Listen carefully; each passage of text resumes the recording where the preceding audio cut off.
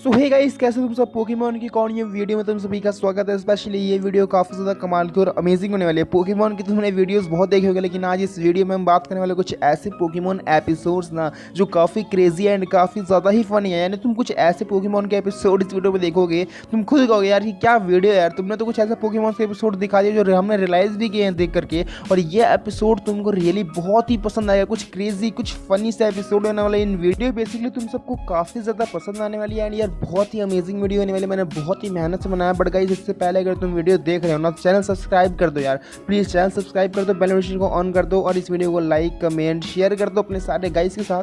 तो वीडियो शुरू करते हैं।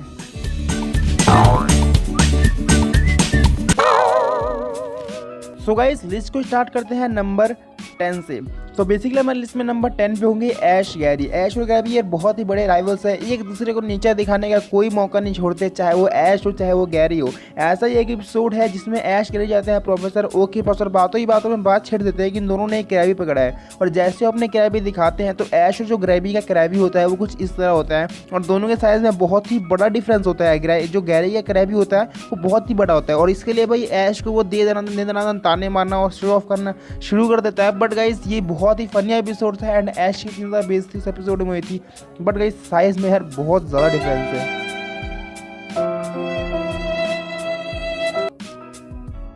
तो गाइस, अब बात करते हैं नंबर 9 की तरफ से। कैंटो का एपिसोड है जिसमें जो स्नोलैक्स का पोकेबॉल होता है वो टूट जाता है और स्नोलैक्स का पोकेबॉल टूटने के बाद वो सारा जंगल का खाना अकेले ही खा जाता है, लेकिन उसे फिर भी भूख लगी होती है। और यहाँ पे दूर दूर तक कोई पोकेमॉन सेंटर नहीं होता और ऐश के फ्रेंड्स उसको बहुत सारी कोशिश कर लेते हैं पोकेमॉन सेंटर ले जाने की। बट गाइस, वो टच से मस नहीं होता। फिर यहाँ पे मिस्टी को एक आइडिया आता है और वो ऐश को एक छिले हुए सेब की तरह बना देती है और उसके पीछे स्नोलैक्स जाने लगता है। और जैसे उसे खाने वाला होता है तो वो कहता है ये छी यार, इसका स्वाद कैसा है। मतलब वो ऐश को एक सेब बनाती है जिससे स्नोलैक्स अट्रैक्ट हो और स्नोलैक्स भी इतना बेवकूफ़ कि वो खाने के लिए दौड़ भी जाता है और वो अपने खाने के लिए इतना सीरियस होता है ना कि सबकी चिट्टी पिट्टी गुम कर देता है। And one of the most funniest episode in the Pokemon series. Number 8। तो वैसे नंबर 8 का एपिसोड वो है टेंटाकुल एंड टेंटाकुल वाला, जिसमें टेंटाकुल्स होते हैं वो एक साइंस फिक्शन मूवी की तरह इंसानों की दुनिया को तोड़ना और ख़त्म करना शुरू करते हैं, जिसमें यार वो म्याउथ को अपने कब्जे में ले लेते हैं। और एक टेंटाकुल इतना बड़ा होता है जो कि बहुत ही क्रेजी होता है। ऐसा कैसे, ये देख रहे हो, ऐसा लग रहा है कि किसी फिल्म की शूटिंग चल रही है। एंड इसे मेन जो विलन होती है बुड्ढी होती है जो कि टेंटाकुल के घर के ऊपर एक रिजॉर्ट बनाती है और भैया इसे टेंटाकुल बहुत ज़्यादा गुस्सा हो जाते हैं और इंसानों की दुनिया को ख़त्म करना शुरू कर देते हैं। One of the craziest episode होता है इसकी, कि इसमें कुछ ऐसे साइंस फिक्शन सीन दिखाए जाते हैं और ये रॉकेट जा रहे हैं। और चलो भाई, इन भाई साहब को और इन भाई साहब का बनता है, लेकिन इन भाई साहब का ये कौन सा जलवा दिखा रही है? जलवा है हमारा।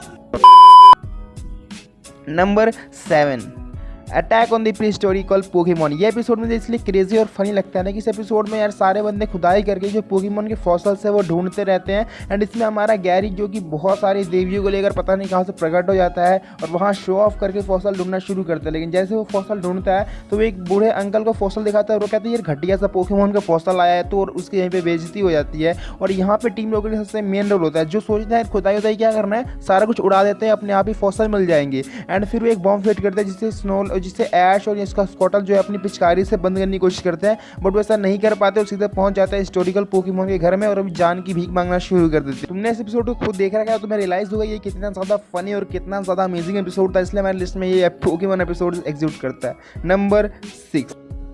तुम सबको पॉलीगॉन वाला एपिसोड तो याद ही होगा जिसमें एक पॉलीगॉन आर्टिफिशियल नाम का पोकेमॉन होता है, जिस पोकेमॉन को इंसानों ने बनाया होता है। उस पोकेमॉन पे बैठ करके ऐश को यहाँ पे टीम रॉकेट से बचने के लिए भागते हैं, लेकिन जैसे ही वो टीम रॉकेट बचने के लिए भागते हैं तो जो कुछ मिसाइल्स वगैरह होती है जो उनके सामने बढ़ती रहती है और वो मिसाइल्स और पिकाचू की इलेक्ट्रिक शॉट से जब मिलती है ना तो इतना ज़्यादा ग्रेडियंट कलर फैल जाता है कि वहाँ पर पूरे स्क्रीन पर ना कुछ ऐसे लाइट्स दिखने लगती है। और जिससे होता क्या है कि जापान में 685 किड्स जो है वो बीमार पड़ जाते हैं, हॉस्पिटल में भर्ती हो जाते हैं। 7 बच्चे ऐसे होते हैं ना जो तो 7 दिन से ज़्यादा हॉस्पिटल में भर्ती रहते हैं। इसके लिए पोकेमॉन को बैन भी किया गया था और पोकेमॉन की टाइमिंग बदल भी दी गई थी। और ये एक बहुत ही बड़ा पोकेमॉन का एपिसोड था जिससे इतनी बड़ी दुर्घटना हुई थी, यानी बहुत ही क्रेज फैल गया था पूरे जापान में। सो ऐसे पोकेमॉन एपिसोड यार और आएंगे नहीं आएंगे, बट गाइस इस पोकेमॉन एपिसोड ने तो पूरा क्रेजीनेस और तहलका मचा दिया था जापान के अंदर। वाह यार। नंबर 5 पे बात करते हैं। तो गाइस बेसिकली नंबर 5 पे जो पोकेमॉन एपिसोड है वो शिपफुल ऑफ द शिवर्स का एपिसोड, वो एपिसोड है। इसमें तुमने देखा होगा कैप्टन होता है जिसके 2 पोकेमॉन होते हैं, गैसली और हंटर, जो कि एक शिप में बंद होते हैं। तो गाइस मेरे कहने का ये मतलब है कि जो कैप्टन के पोकेमॉन होते हैं गैसली और हंटर, तो उस शिप में तुम देखोगे ना तो उस शिप में उनके पोकेबॉल्स रखे होते हैं। तो ऐसा कैसे होता है, क्योंकि वो कहते हैं ना कि वो 300 साल पहले के पोकेमॉन थे, तो आखिरकार 300 साल पहले पोकेबॉल्स कैसे है। जैसा हमने पोकेमॉन की मूवी वर्सेस लाइफ है उस में देख रहा है कि पहले के ज़माने में पोकेमॉन को यूज़ करने के लिए कुछ अलग अलग आइटम यूज़ करते जाते हैं, जब ना कि पोकेबॉल्स को यूज़ करते थे। तो मुझे लगता है कि कैसे पॉसिबल हो सकता है। और यहाँ पे एक पोकेमॉन की साइकिक पावर इतनी कैसे हो सकती है कि वो पूरे एक शिप को हवा में उड़ा दे, और भी इतनी ज़्यादा ऊंचाई पे। भाई ये कैसे पॉसिबल है। तो इतनी क्रेजीनेस थिंकिंग के साथ में मैंने इस एपिसोड को लिस्ट में इंक्लूड किया है। नंबर 4। तो गाइस बेसिकली नंबर 4 पे वो एपिसोड आता है जिसमें एक मैंकी होता है जिसे जेम्स लात मारता है, वो ऐश की टोपी छीन के हमेशा भागते रहता है। तुमने एपिसोड को देखा होगा, तुम सबको रियलाइज होगा कि कितना पटक पटक कितना कुत्ते की तरह उन दोनों को मारता है। एंड यार तुमने एपिसोड को देख के रियलाइज करोगे कितना ज़्यादा फनी एपिसोड था ये, जिसमें ऐश के दोस्तों को ये भगा भगा मारता है और जैसे ही तो एक मुक्के के अंदर दीवार के अंदर चुनवा देता है। One of the favourite episode था मेरा, one of the funniest episode था। तुमने एपिसोड को देख के रियलाइज किया कितना मजा आया था इस एपिसोड में। और लास्ट में तो ऐश ऑलमोस्ट टीम रॉकेट को खत्म ही कर देता है, यानी मतलब किल करने का सोचता है, सीधा सीधा गड्ढे में पोकेमॉन को दे मारता है, उनकी चटनी बना देता है। So guys some of the Pokemon episode, यार ये बहुत ही फनी एपिसोड था, इसलिए मैंने अपनी लिस्ट में इंक्लूड किया क्योंकि मैंने खुद दिख रहा कितना फनी एपिसोड था यार ये। Number 3 island of the giant Pokemons. First time तो मैंने इन सब पोकेमॉन्स को देखा था, मैं खुद शौक हो गया था कि पोकेमॉन एनिमे सीरीज में इतने बड़े बड़े पोकेमॉन कैसे। फिर बाद में पता चला कि ये जियोवानी का एक थीम पार्क है, एंड हमारे दोस्त पहुंच गए ना तो थीम पार्क का ड्रीम पार्क बनने वाला है। बट ये मेरे जो एक क्लिप मिली है, जो क्लिप तुम देखो और देखो कितनी फनी क्लिप है ये।